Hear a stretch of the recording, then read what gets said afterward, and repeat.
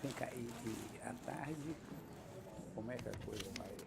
À tarde a gente vai começar mais tarde um pouco, né? Sim. Vai começar às 2 horas. 2 horas e a reunião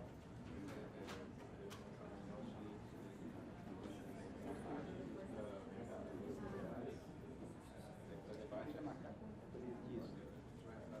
Bem, em primeiro lugar, eu gostaria de agradecer a Marisa por todas as referências e apenas lembrar que essas características que ela me brindou, acho que era alguma coisa de todos nós, né? Sobretudo do quarteto que estava aqui na coordenação, né? Aqui eu, Zé Sérgio, né?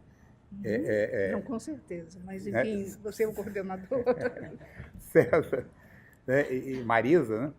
Eu acho que tudo isso, quer dizer, implicou numa aprendizagem recíproca, né? E numa aproximação também cada vez maior, numa confiança cada vez maior, que nos permitiu tocar esse projeto, né? Bom, então era esse detalhe que eu gostaria de entender. E lembrar também que, no meu caso, né, junto comigo está a Beatriz Herédia, com quem eu dirigi um projeto desde o final dos anos 80, e por problemas formais das instituições, do programa que nós estávamos desenvolvendo, não podia constar da coordenação, né? Mas esteve presente também o tempo todo, e também, né, os nossos, a equipe, né, quer dizer, colegas e os então alunos, né, como o John, a Cláudia e tal, que estiveram, Marcos, que estiveram o tempo todo envolvidos, digamos assim, na gestão desse projeto, além de uma esplêndida secretária, né, que tivemos nessa, a maior parte do projeto foi até o final, eu acho, né, ou quase o final. Bom, então era isso. E aí passaria a palavra para um outro dos pilares do projeto Brasília, Luiz Roberto Cardoso de Oliveira. Bom dia a todos. Gostaria de agradecer o convite para participar desse evento. Eu havia preparado uma apresentação data show para facilitar a comunicação, mas por problemas técnicos não vai ser possível mostrar, mas eu vou usar como referência da minha fala. Diferentemente da fala da Marisa, eu fui convidado especificamente para essa mesa, né? A Marisa está ali no início, na abertura, e a ideia era falar sobre antigas colaborações e novos debates. Eu vou falar sobre isso a partir da minha experiência pessoal com o NUAP e do que eu fiz depois de 2005, especialmente, que é a data em que, em princípio, o projeto se concluiu. Eu tinha dado um título para a minha apresentação com Esfera Pública, Espaço Público e Mundo Cívico no Brasil, que marca um pouco um dos centros da minha preocupação na época das discussões do NUAP e um pouco do que eu fiz depois também. Quando o NUAP começou, eu tinha feito uma pesquisa no Quebec sobre o referêndum, enfim, sobre a eventual soberania do Quebec, um conflito constitucional no Canadá. Tinha feito pesquisas já nos Estados Unidos sobre juizados de pequenas causas e estava muito interessado, à época, nas discussões sobre direitos associados ao que havia sido feito na Constituinte de 88 e as discussões pós-constituintes depois. Então, o meu projeto era comparativo, e, quer dizer, além da comparação no diálogo com os colegas, foi uma coisa muito importante na atuação de todos nós no projeto. O meu próprio projeto era de cara a comparativo, e como o Moacir mencionou na abertura, o título era Eventos Políticos e Processos de Resolução de Disputas em Perspectiva Comparada. E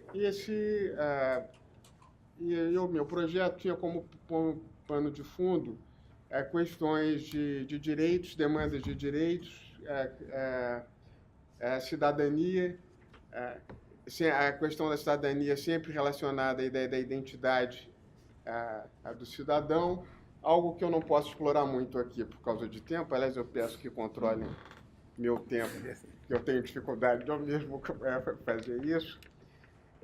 Mas, para mim, sempre foi importante, especialmente a partir da leitura do Marshall, que é um clássico na literatura sobre cidadania, a ideia de que a igualdade cidadã associaria fortemente a igualdade de direitos, por um lado, e igualdade de status. E via essa ideia da igualdade de status que eu articulo a questão de identidade. Essa preocupação com a igualdade de status nem sempre é muito presente na literatura, a meu ver, mas eu considero muito importante.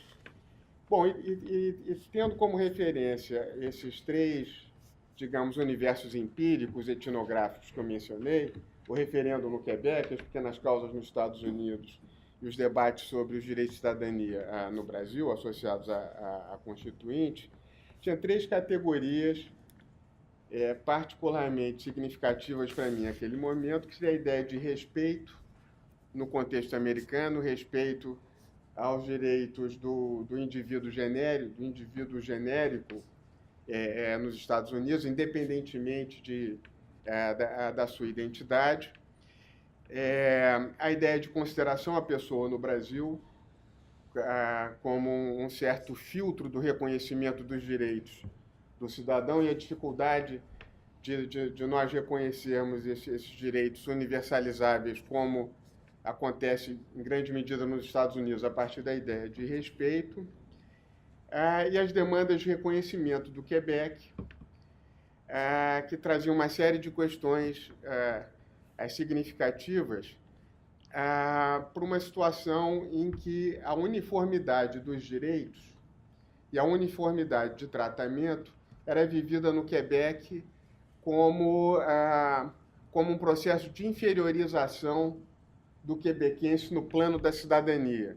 Tem a questão da articulação entre identidade, que eu mencionei antes, e direito, e isso era uma coisa que eu tinha dificuldade de entender. Na época, a experiência no Quebec foi muito interessante para ver como isso ganhava sentido lá. Uma expressão que caracteriza bem a ideia americana do respeito aos direitos do cidadão genérico é uma categoria criada lá no debate entre liberais e comunitaristas.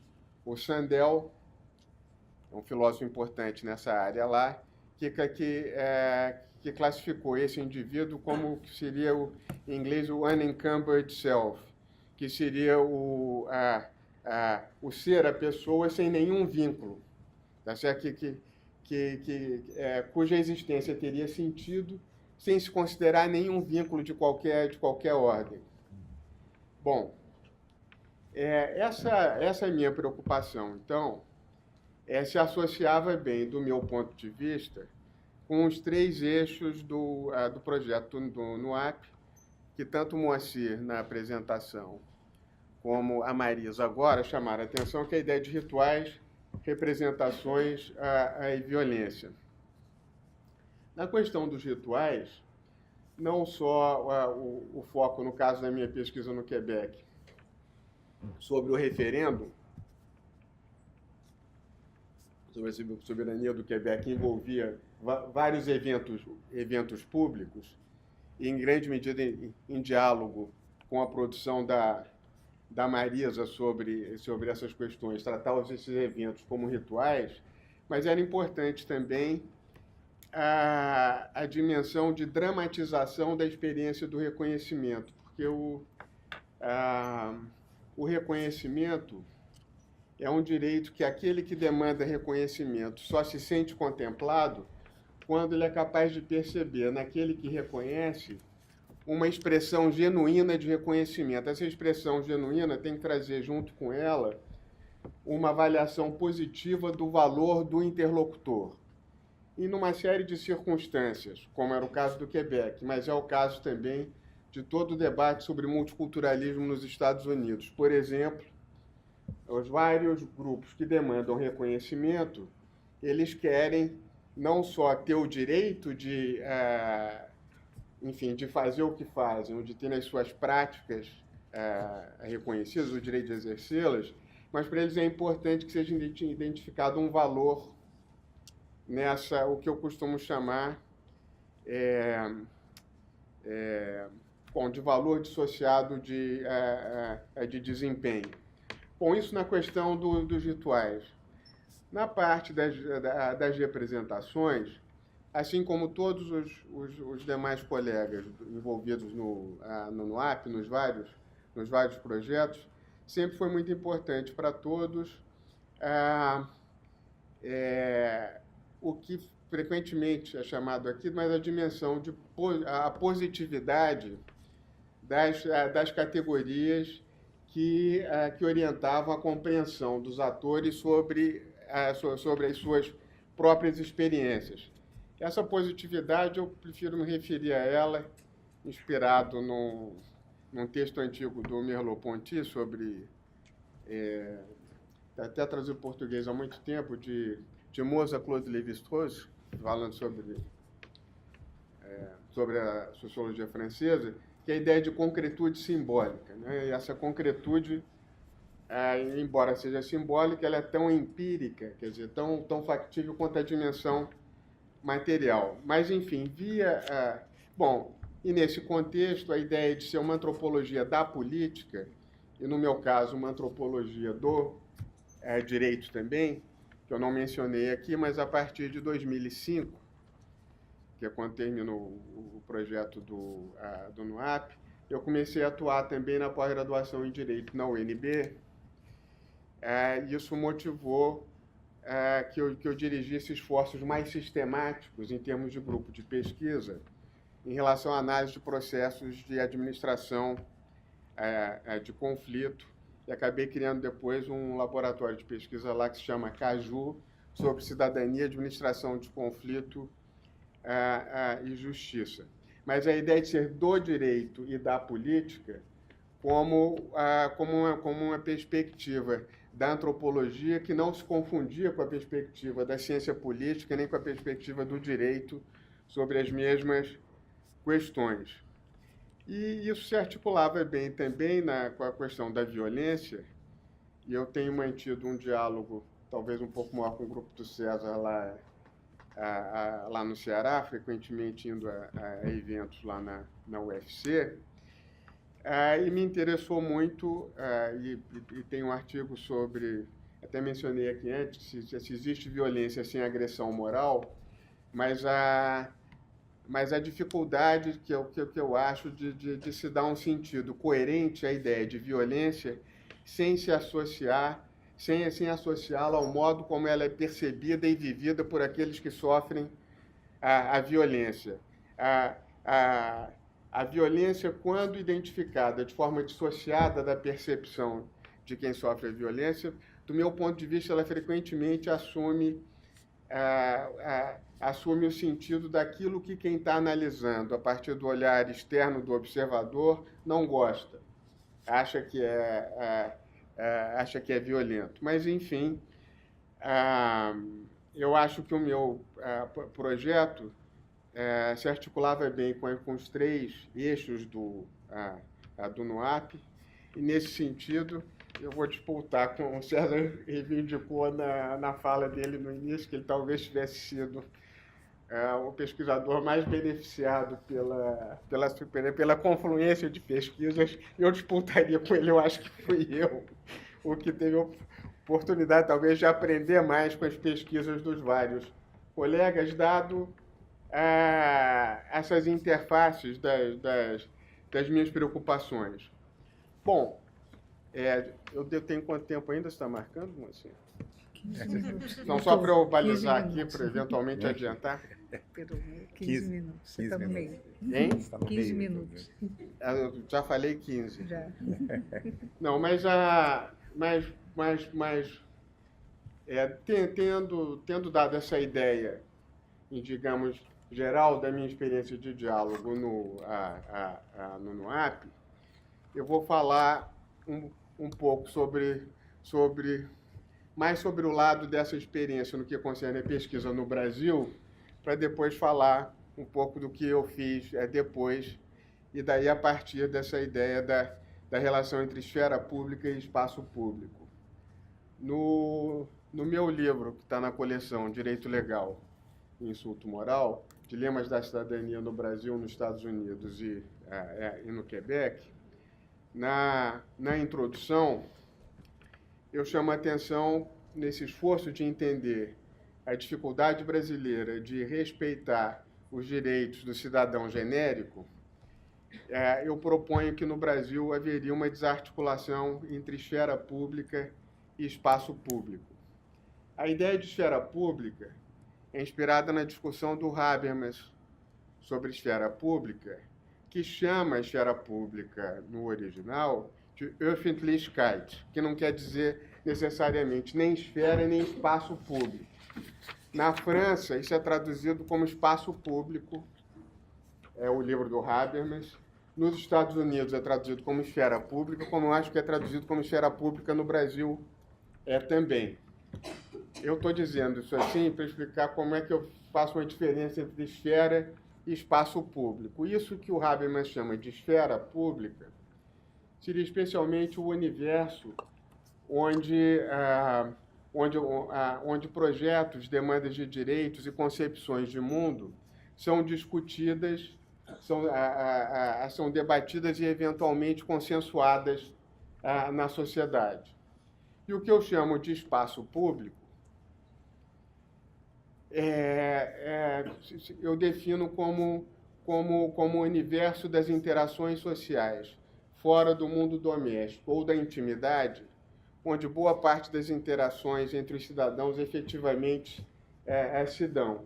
E a minha preocupação era para conseguir entender como é que, em muitos contextos no Brasil, mesmo podendo se identificar em vários contextos uma clara dominância, eu diria, de valores liberais do igualitarismo, liberais aqui no sentido do liberalismo na discussão americana, da preocupação com a igualdade de direitos, no plano das interações, das ações dos cidadãos, as mesmas pessoas, os mesmos atores que às vezes, inclusive, se engajam em lutas de defesa da igualdade de direitos, têm dificuldade de respeitar os direitos de uns e de outros. Eu, frequentemente, dava um exemplo, que vou repetir aqui agora, que é um exemplo real para ilustrar essa dificuldade, que anos atrás, na época que eu comecei a pensar nessas questões, as pessoas ainda entravam em fila de banco, isso mudou, agora às vezes as pessoas entram em fila de máquina, mas eu estava na fila do Banco do Brasil, na agência da UNB, esperando ser atendido, e um colega, que eu não posso mencionar o nome, mas que é uma pessoa envolvida, tem uma história de envolvimento na defesa dos direitos iguais, de minorias, etc., chega para mim, vira para mim, fala: Luiz, obrigado por guardar o meu lugar na fila, e estende a mão. E na época eu fiquei imobilizado, o que me torna cúmplice desse colega no desrespeito aos direitos de todos os que estavam atrás. Então, esse exemplo banal, ele se identifica em várias áreas de interação. No Brasil, hoje em dia, é mais difícil furar fila, porque hoje em dia já tem muita gente que, se vê alguém furando, reclama, manda a pessoa voltar, e tem muitas histórias interessantes. Mas para entender como é que pessoas que têm um discurso coerente e bastante lógico na defesa de certas ideias, no caso da igualdade de direitos, têm dificuldade de respeitar os direitos dos outros. E o fato de eu ter sido cúmplice é muito significativo também, porque eu já tinha essa preocupação e na hora não consegui fazer nada. Eu acho que hoje eu mandar ele para o final da fila.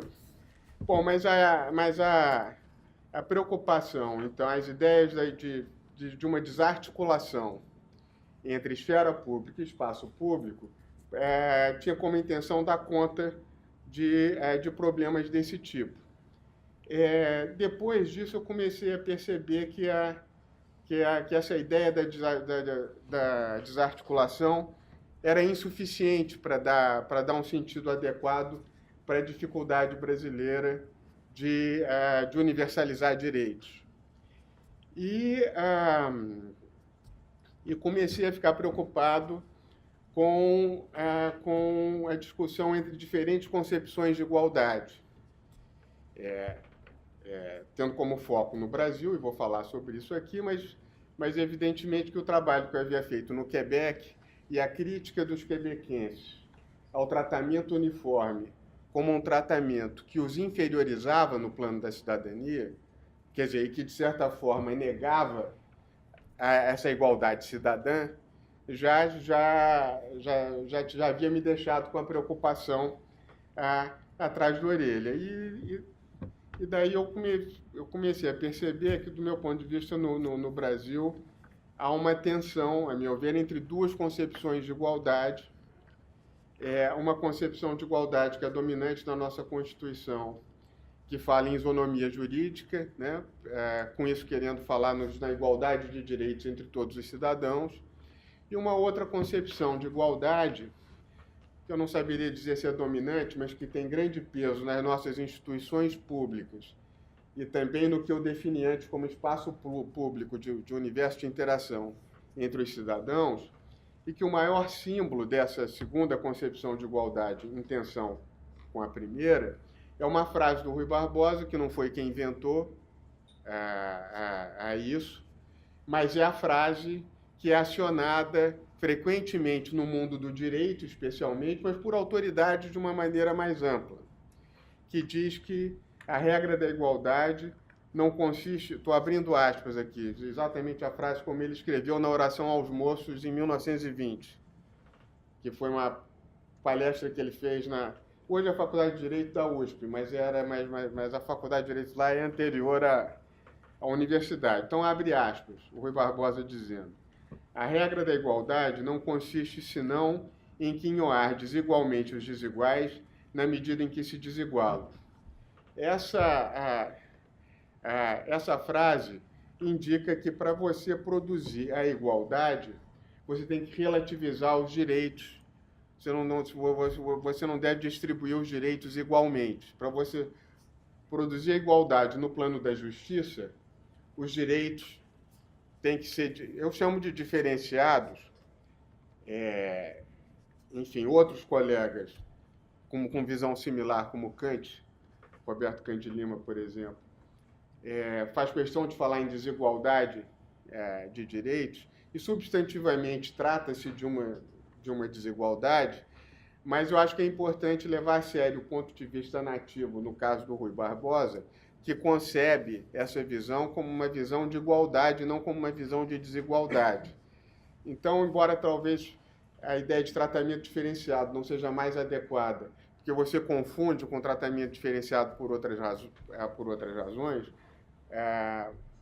por exemplo, em contexto de deficiência física e outras circunstâncias de direitos diferenciados, né, em relação a indígenas e quilombolas, por exemplo, mas é importante, de todo modo, que, segundo essa lógica, os direitos não devem ser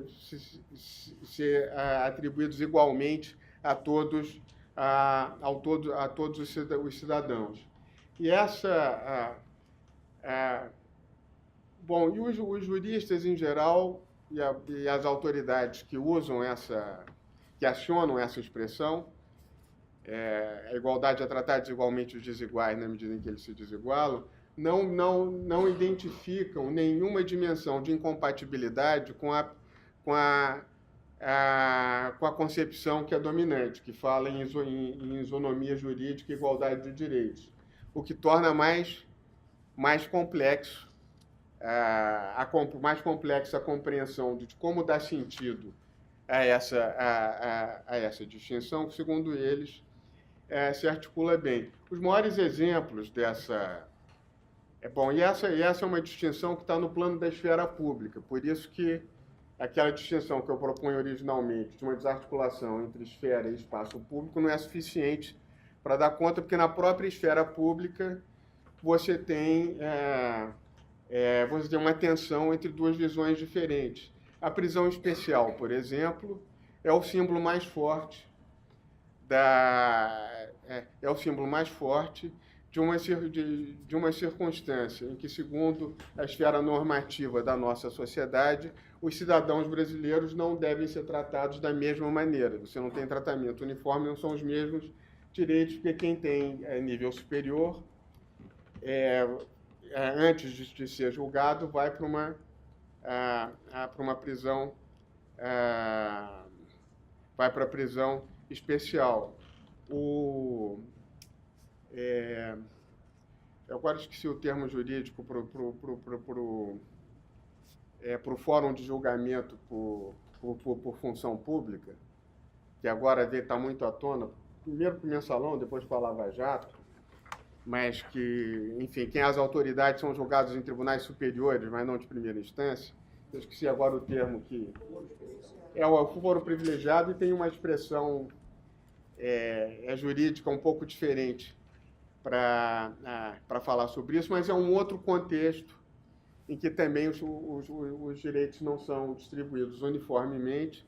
E no Brasil, o número de cidadãos que têm direito a esse foro privilegiado é um número maior de 40 mil.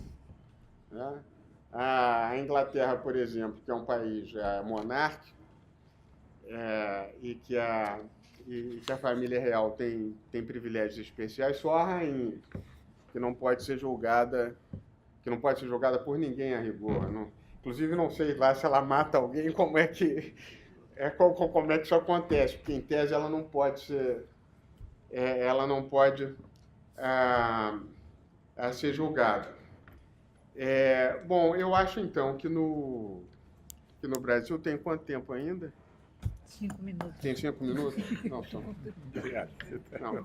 Não, está ótimo. Não, mas o resultado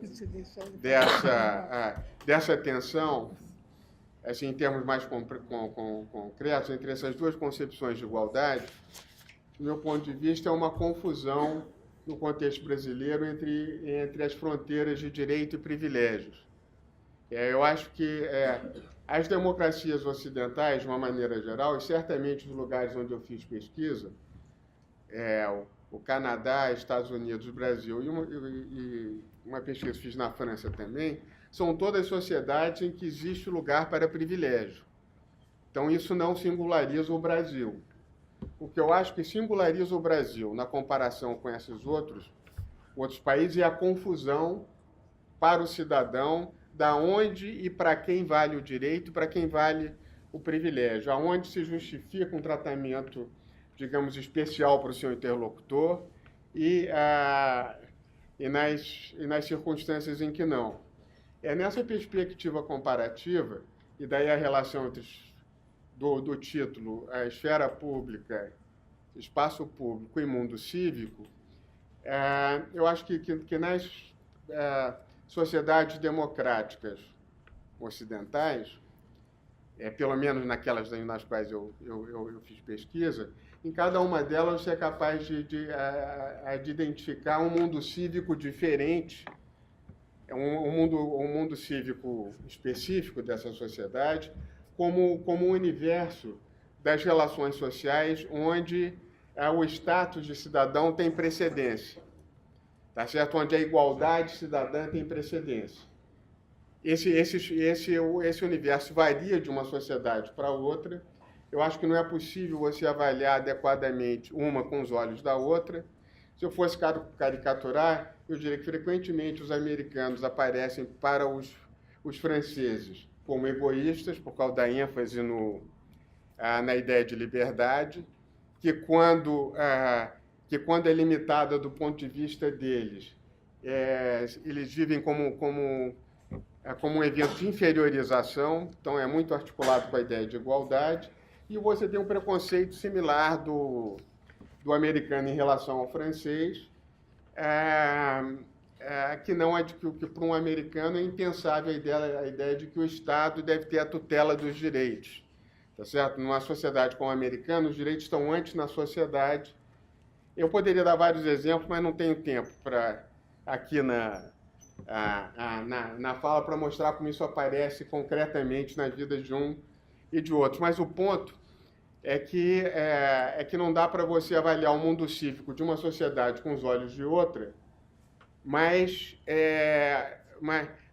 onde o mundo cívico é bem conformado, não é confuso para o cidadão onde vale o direito, onde vale o privilégio.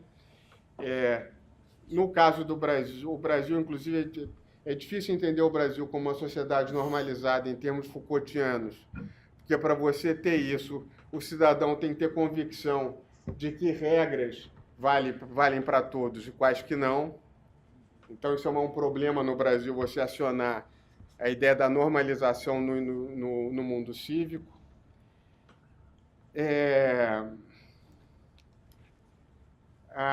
Então, essa ausência de fronteiras claras entre direitos e privilégios no Brasil, e falta de critérios e visões compartilhadas para você justificar privilégio, traz muito conflito e confusão,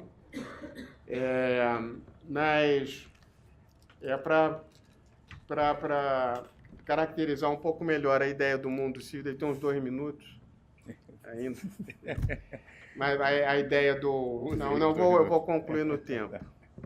Mas para caracterizar melhor a ideia do mundo cívico, dar um outro exemplo de família real, há uns anos atrás, o genro do ex-rei da Espanha, Juan Carlos, foi processado na Espanha por corrupção, uma acusação de ter desviado recursos públicos, etc. E o genro dele, que eu esqueci o nome, é um nobre também, assim como ele, e tem uma série de privilégios na sociedade espanhola. Mas, nesse evento, o rei Juan Carlos se pronunciou dizendo que, nessa matéria, o genro dele deveria ser julgado como qualquer outro cidadão. Isso é só um exemplo para falar de um lugar onde você tem direito e privilégio, mas onde o que eu estou chamando de mundo cívico é pelo menos melhor definido no que no Brasil. Eu não vou dar nenhum exemplo dessas confusões no Brasil, que seriam vários, eu não tenho tempo, mas vou falar 2 frases para concluir. Uma é que um dos aspectos interessantes da dificuldade de reconhecer direitos no Brasil é uma expressão muito utilizada na Procuradoria e na Promotoria Pública no Brasil, na esfera do Judiciário, que é a ideia de hipossuficiência. Porque o hipossuficiente é o cidadão que, em princípio, não tem recursos para levar a sua causa por si mesmo. E tem uma dimensão dessa hipossuficiência que é plenamente justificável a partir de critérios igualitários e universalistas, que o Estado, então, provê recursos para esse cidadão poder entrar com processo na justiça. E nas sociedades modernas, capitalistas em geral, você tem mecanismos desse tipo. Agora, no contexto brasileiro, frequentemente o hipossuficiente é tratado pela Procuradoria não só como alguém que não tem recursos, mas sobre alguém que não sabe bem o que é bom para ele, quais são os direitos dele e que o procurador, em geral, acha que sabe. Então, você tem uma série de situações em que o ponto de vista do interessado não é levado em conta. Isso contrasta de uma forma interessante com uma categoria americana, para falar de situações de desigualdade desse tipo, que é a de underrepresented. O underrepresented nos Estados Unidos, ou subrepresentado, é alguém que precisa ter voz, tá certo? Daí o Estado, nas circunstâncias em que isso é identificado, ele tem que se mobilizar para permitir que a voz desse grupo seja ouvida numa circunstância em que, frequentemente, ele não tem apoio político adequado para ser ouvido. E, para concluir, eu diria uma coisa um aspecto que tem me preocupado muito é a ideia de exclusão, do que eu tenho chamado de exclusão discursiva, que é algo que eu acho que marca, de uma maneira geral, as democracias contemporâneas, como os vários movimentos críticos a congressos em várias partes do mundo, né, que o cidadão não se sente adequadamente representado no que ocorre nos parlamentos.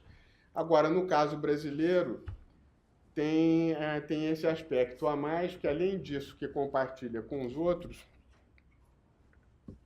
tem esse aspecto de que, em muitas circunstâncias, o cidadão brasileiro é tido como alguém que não sabe bem o que é bom, o que é bom para ele. A Procuradoria, muitas das suas ações, a Procuradoria-Geral, age em defesa do cidadão, tomando a frente do cidadão, muitas vezes sem perguntar o que o cidadão acha ou não, porque o cidadão é visto como um hipossuficiente, alguém que não apenas não tem recursos, mas não sabe bem o que é bom para ele. Bom, com isso, eu concluo aqui a minha fala e agradeço a atenção de todos. Obrigado.